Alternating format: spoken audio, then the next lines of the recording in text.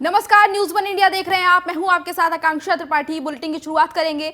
Uttarakhand BJP में रार और बढ़ गई है। आपको बता दें, कई विधायकों ने उत्तराखंड में बीजेपी में भितरघात का आरोप लगाया है। चंपावत से बीजेपी प्रत्याशी कैलाश गहतोड़ी ने भितरघात का आरोप लगाया है। तो आपको बता दें कि उत्तराखंड बीजेपी में जो है रार बढ़ गई है। काशीपुर से हरभजन सिंह चीमा ने भी भितरघात का आरोप लगाया है। यतीश्वरानंद भी मदन कौशिक के खिलाफ बड़े खुलासे की तैयारी में। आपको बता दें, इस सूत्रों के हवाले से ये जानकारी अब मिल रही है। आपको बता दें कि लश्कर से बीजेपी विधायक संजय गुप्ता मदन कौशिक को कह चुके हैं गद्दार। तो बीजेपी के अंदर जो है भितरघात की खबरें आ रही हैं और सूत्रों के हवाले से ये खबर मिली है कि यतीश्वरानंद जो हैं उन्होंने मदन कौशिक के खिलाफ बड़े खुलासे की तैयारी कर ली है। और ये खबर सूत्रों के हवाले से मिल रही है। लश्कर से बीजेपी विधायक संजय गुप्ता की अगर बात करें तो उन्होंने मदन कौशिक को पहले ही गद्दार कहा था। तो ये बड़ी खबर भितरघात को लेकर उत्तराखंड बीजेपी से आ रही है।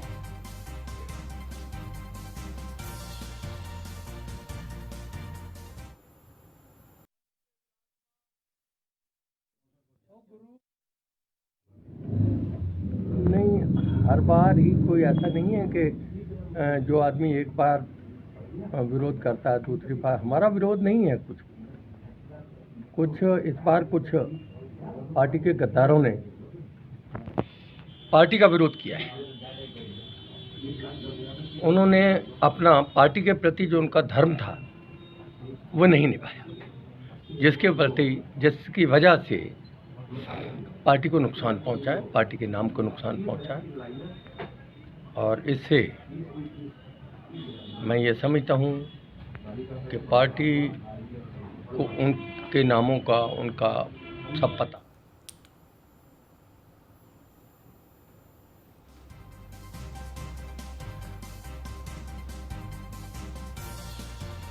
तो आपको बता दें कि उत्तराखंड में बीजेपी में जो दरार है वो बढ़ गई है। चंपावत से बीजेपी प्रत्याशी कैलाश गहलोत ने भी भितरघात का आरोप लगाया है। तो लगातार उत्तराखंड बीजेपी में जो है भितरघात की बातें सामने आ रही हैं। और इसी खबर पर हमारे साथ हमारे संवाददाता सुदीप जैन हमारे साथ जुड़ गए हैं। विशेष संवाददाता हैं वो।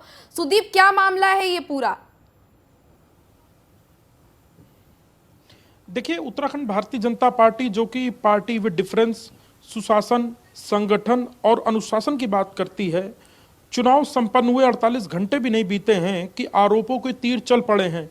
चुनाव वाले दिन ही जिस प्रकार से सबसे पहले लक्सर से विधायक संजय गुप्ता ने भारतीय जनता पार्टी उत्तराखंड के अध्यक्ष मदन कौशिक के खिलाफ हमला बोलते हुए उन्हें गद्दार बोला, तो कल चंपावत से कैलाश गहतोड़ी जो कि विधायक व प्रत्याशी भी हैं, इसी प्रकार से काशीपुर से चीमा के पुत्र जो चुनाव मैदान में हैं, इन दोनों ही लोगों ने भारतीय जनता पार्टी के कार्यकर्ताओं व नेताओं पर आरोप लगाए कि भारतीय जनता पार्टी के कार्यकर्ताओं व नेताओं ने सही तरीके से काम नहीं किया, या यूं कहें भीतरघात किया, मतलब अपने लोगों को हराने की चाल चली। यह सीधे तौर पर बताता है कि भारतीय जनता पार्टी का आने वाला समय ठीक नहीं है। हालांकि संजय गुप्ता के आरोपों पर 4 लोगों का निष्कासन की कार्रवाई भाजपा ने की है, लेकिन संजय गुप्ता के विरुद्ध अभी सीधे तौर पर कोई कार्रवाई नहीं की गई है। यह बताता है कि भारतीय जनता पार्टी में सब कुछ ठीक ठाक नहीं चल रहा है और वो मत प्रतिशत जो बीते 2017 की तरह करीब करीब इस वर्ष का मत प्रतिशत है, भले ही भाजपा इसको अपने पक्ष में मान रही हो, सीधे तौर पे इस प्रकार के बयान ये बताते हैं कि भारतीय जनता पार्टी के नेताओं को आने वाले समय में यानी 10 तारीख का दिन अपने लिए शुभ, अपने लिए बेहतर नहीं लग रहा है। लिहाजा अभी से एक दूसरे पर ठीकरा फोड़ने, एक दूसरे पर कीचड़ फेंकने का काम शुरू हो गया है। और ये सीधे तौर पर बताता है पार्टी को भी इस बात का इल्म था कि कुछ टिकट जो नहीं कटे या जो टिकट कुछ कटे वहां इस तरीके का विद्रोह या अंदर खाने विरोध हो सकता है। ठीक वही स्थिति, वही परिस्थिति आज वापस होती दिख रही है। सुदीप, यतीश्वरानंद भी है जो कि मदन कौशिक के खिलाफ तैयार हैं। तो आप इस मामले में भी बताइए कि क्या पूरा मामला है कि वो उनके खिलाफ किस तरह से?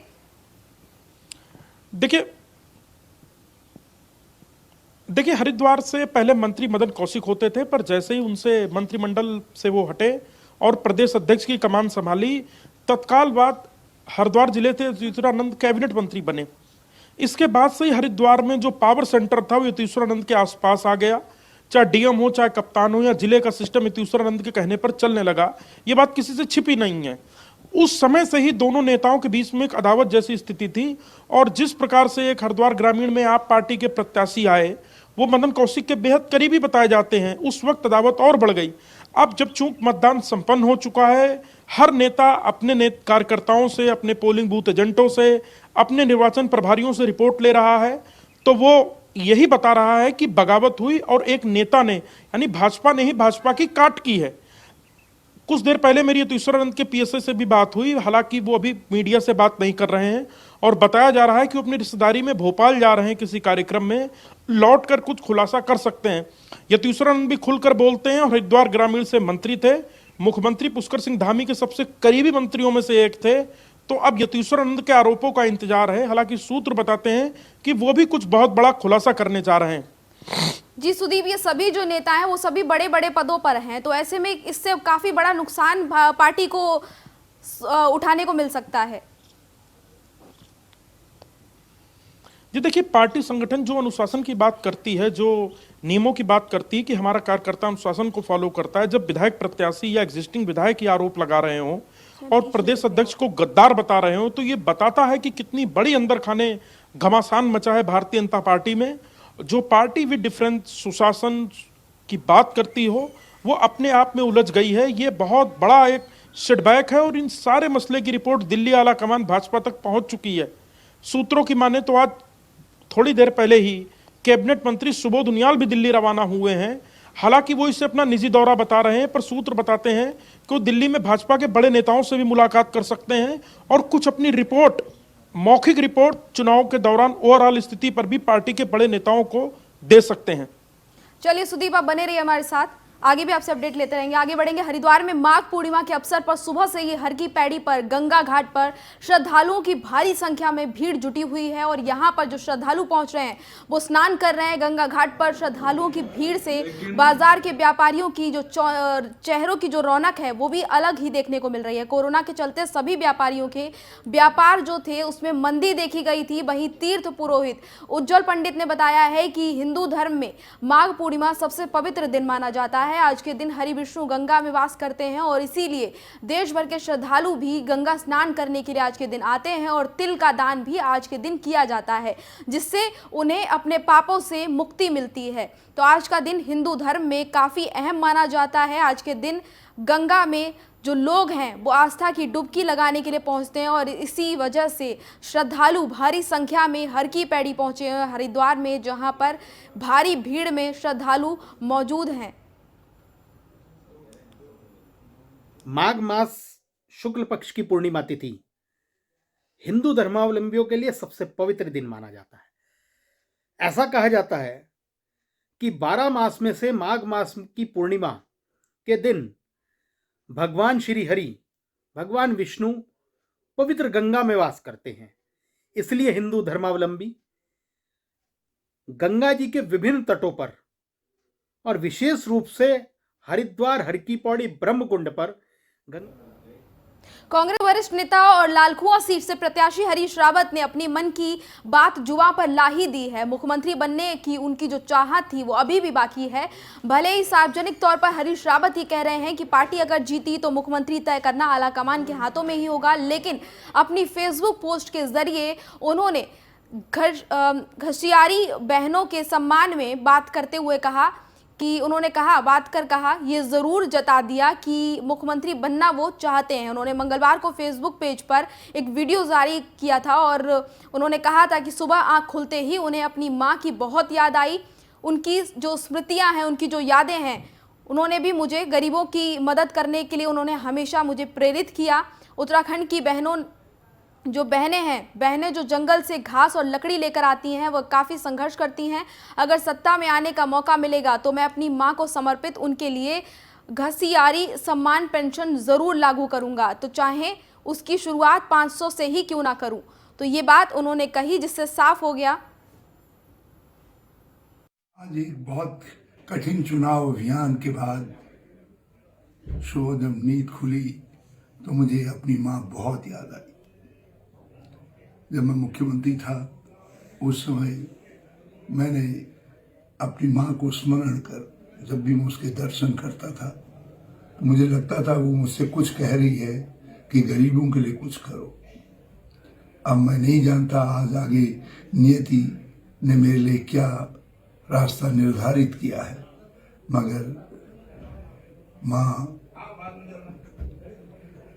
घास लेकर के आने वाली और लकड़ी लेकर के आने वाली, आज भी मेरी बहुत सारी बहनें हैं। मैं तुझे घसारी सम्मान पेंशन समर्पित करता हूँ। सत्ता में आएंगे, मेरे हाथ में बागडोर रही माँ तो घसारी सम्मान पेंशन मैं प्रारंभ करूँगा, चाहे 500 रुपये से ही प्रारंभ करूँ। तो आपको ये वीडियो दिखा रहे थे जो कि हरीश रावत ने अपनी फेसबुक पोस्ट पर शेयर किया है, और इससे ये पता चल रहा है कि उन्होंने जो है अपनी सीएम बनने की चाहत है वो भी अभी तक बरकरार की हुई है। और इसी पर हमारे साथ सुदीप जैन विशेष संवाददाता हमारे साथ जुड़े हुए हैं। सुदीप, जो मुख्यमंत्री थे पूर्व कांग्रेस के, उन्होंने एक बार फिर से इच्छा जाहिर की है सीएम बनने की, उनके मन में अभी भी चाह है। क्या लगता है कि कांग्रेस की सरकार अगर आई तो क्या दोबारा से वो मुख्यमंत्री बनेंगे?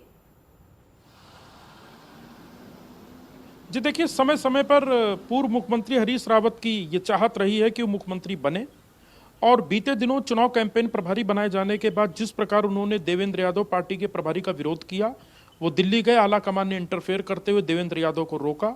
टिकट वितरण में भी हरीश रावत की जमकर चली है, इस बात से कोई इनकार नहीं किया जा सकता।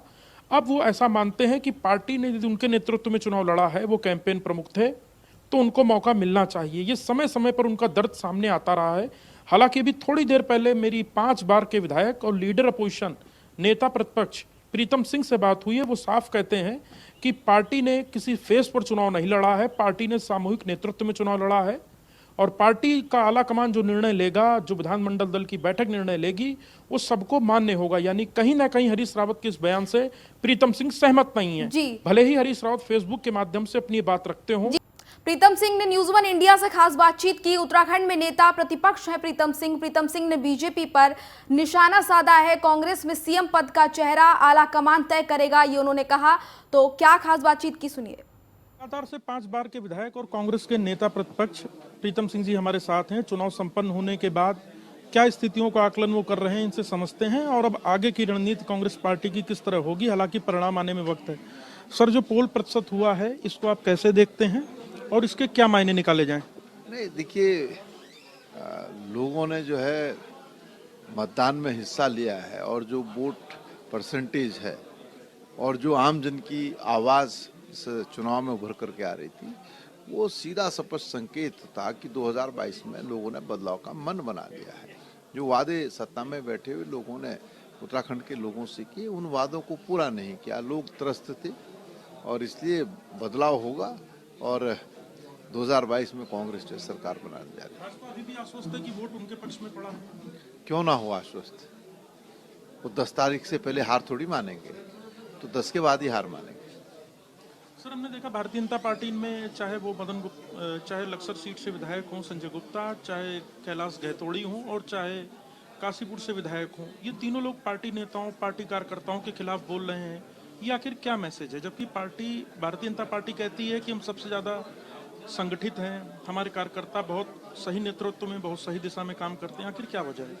अब जिस राजनीतिक दल के 3 प्रत्याशी खुल करके जो है प्रदेश अध्यक्ष के खिलाफ मैदान में है, और तब भी भारतीय जनता पार्टी आश्वस्त है, तो फिर उसका तो कोई इलाज नहीं है।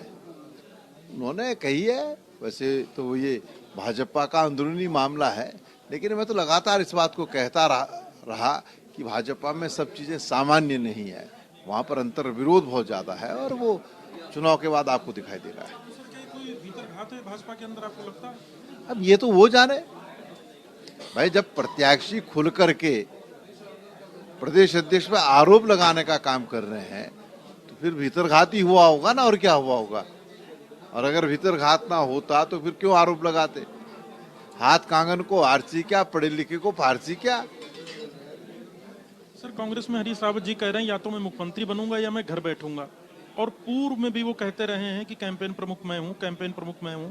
उनके समर्थक भी कहते रहे हैं कि चेहरा हरीश रावत है, इनके नेतृत्व में चुनाव हो रहा, सीएम यही बनेंगे। आखिर इसमें कितनी सत्यता है, आप इसे कैसे देखते हैं? नहीं, देखिए, कांग्रेस ने समय समय पर कई राज्यों में जो है चेहरा भी घोषित किया है, लेकिन उत्तराखंड के परिप्रेक्ष्य में मैं कह सकता हूं कि राष्ट्रीय नेतृत्व ने निर्णय लिया कि हम सामूहिक नेतृत्व में चुनाव लड़ेंगे, और सामूहिक नेतृत्व में हमने चुनाव लड़ा। हरीश राव जी हमारे वरिष्ठ नेता हैं, वो कैंपेन कमेटी के चेयरमैन थे, हमारे प्रदेश कांग्रेस कमेटी के अध्यक्ष थे, मैं सीएलपी के रूप में कार्यकर्ता, हम सब लोगों ने मिलकर के चुनाव लड़ा। हम 2022 में सरकार बनाने जा रहे हैं, फैसला तो राष्ट्रीय नेतृत्व को लेना है, जिसको भी राष्ट्रीय नेतृत्व जिम्मेदारी सौंपेगा सब लोग उसके साथ लाभबद्ध होंगे। राजनीतिक दलों में व्यक्तिगत महत्वाकांक्षा जो है कोई स्थान नहीं रखती। एक विधानसभा में प्रेस कॉन्फ्रेंस के दौरान आपने कहा था मेरा चेहरा क्या बुरा है, वो मैंने इसलिए नहीं कहा था, आप बार बार क्रोध के पूछ रहे थे, तो मैंने कहा था जब आपने कहा चेहरे की बात, तो उस समय कई चीजें हास प्रयास में भी तो होती हैं, और आप पत्रकार लोग जो उसको अगर सीरियसली लेने लगेंगे तो फिर कैसे बात बनेगी। प्रीतम सिंह जी थे, नेता प्रतिपक्ष हैं, कांग्रेस के बहुत बड़े नेता हैं। इन्होंने साफ कहा है कि पार्टी का जो आला कमान है वो मुख्यमंत्री पद पर निर्णय लेगा, हालांकि जो पार्टी का आला कमान का निर्णय होगा वो सभी को मान्य होगा। कैमरामैन राजन बड़ोला के साथ सुदीप जैन, न्यूज 1 इंडिया। उत्तराखंड में हुए विधानसभा चुनाव के बाद, मतदान के बाद जो प्रत्याशी हैं वो आराम करते नजर आ रहे हैं। उत्तराखंड में हरिद्वार नगर सीट के कांग्रेस प्रत्याशी सतपाल ब्रह्मचारी अपने समर्थकों के साथ धूप का आनंद लेते हुए दिखाई दिए। उन्होंने हरिद्वार की जनता और कार्यकर्ता का आभार व्यक्त करते हुए कहा कि मेरा चुनाव नहीं था बल्कि समस्त हरिद्वार की जनता का चुनाव था। उन्होंने दावा किया कि उन्होंने अपने चुनाव में 1 रुपए की भी शराब या नशे की पदार्थ को नहीं बांटा है, जिसके लिए वह मां गंगा को हमेशा से सौगंध खाते आ रहे हैं और वो खा भी सकते हैं अभी भी। उन्होंने कहा कि अगर कोई ये बात साबित कर दे तो वो राजनीति छोड़ देंगे। मैं सम्मानित हरिद्वार के मतदाताओं का आभारी हूँ और कांग्रेस के कार्यकर्ताओं का। ये मेरा चुनाव नहीं था, ये हरिद्वार की समस्त जनता का और कांग्रेस के कार्यकर्ताओं का चुनाव था। मैं उनका आभार व्यक्त करता हूँ। तो बुलेटिन में फिलहाल इतना ही, मुझे दीजिए इजाजत, नमस्कार।